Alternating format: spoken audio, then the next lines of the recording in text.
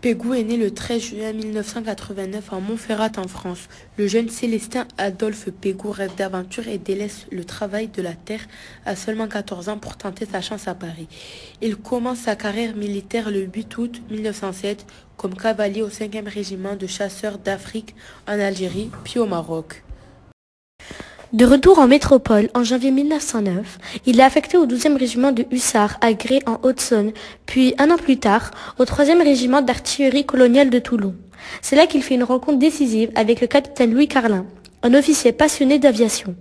Pégou fait son premier vol comme passager en octobre 1911. De retour à la vie civile, à la fin de son engagement de 5 ans en février 1913, il apprend le pilotage, obtient son brevet le 1er mars 1913 et est engagé par Louis Blériot une semaine plus tard comme pilote d'essai pour tester toutes les nouvelles améliorations techniques et inventions.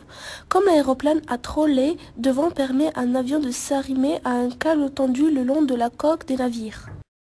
Le 19 août 1913, il est le premier pilote à sauter en parachute de l'avion qu'il conduit.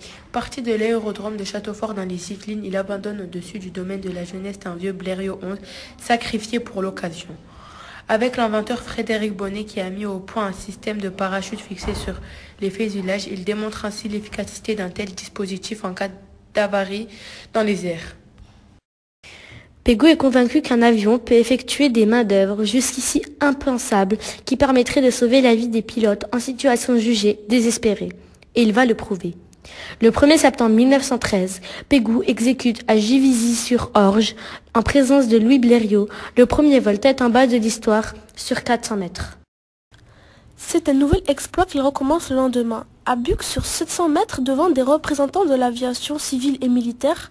Quelques semaines plus tard, toujours à Buc, il réalise le 21 septembre 1913 une série de figures acrobatiques et termine son programme en bouclant la boucle, l'un des tout premiers loopings, son programme.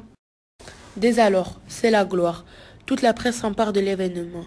Il est acclamé, ovationné, ses exhibitions sont plébiscitées partout en Europe jusqu'en Russie. Sa popularité est sans égale, y compris en Allemagne. Pourtant, sur le point de partir aux États-Unis faire ses démonstrations, il reçoit un ordre de mobilisation. La Première Guerre mondiale vient d'éclater. En février 1914, Pégou doit répondre à des accusations de sabotage portées par un ancien mécanicien congédié, Adolphe Presmat, qui affirme que Pégou a saboté le monopolant Blériot qui vient de vendre à l'aviateur italien Del Mistro. L'affaire est portée devant la justice qui conclut à une modification de l'appareil qui n'a en fait qu'une remise de l'état de l'aéroplane comme s'il était à la sortie d'usine Blériot. Pégou est abattu d'une balle à la tête à 2000 mètres d'altitude, au-dessus de Petit-Croix, à l'est de Belfort. À l'âge de 26 ans, il vient d'être nommé chevalier de la Légion d'honneur et de se voir attribuer la croix de guerre avec palme. Il ne le sut jamais. Le 6 septembre, l'équipage allemand revient sur les lieux du combat et il lance une couronne de laurier portant l'inscription à Pégou, mort en héros pour sa patrie.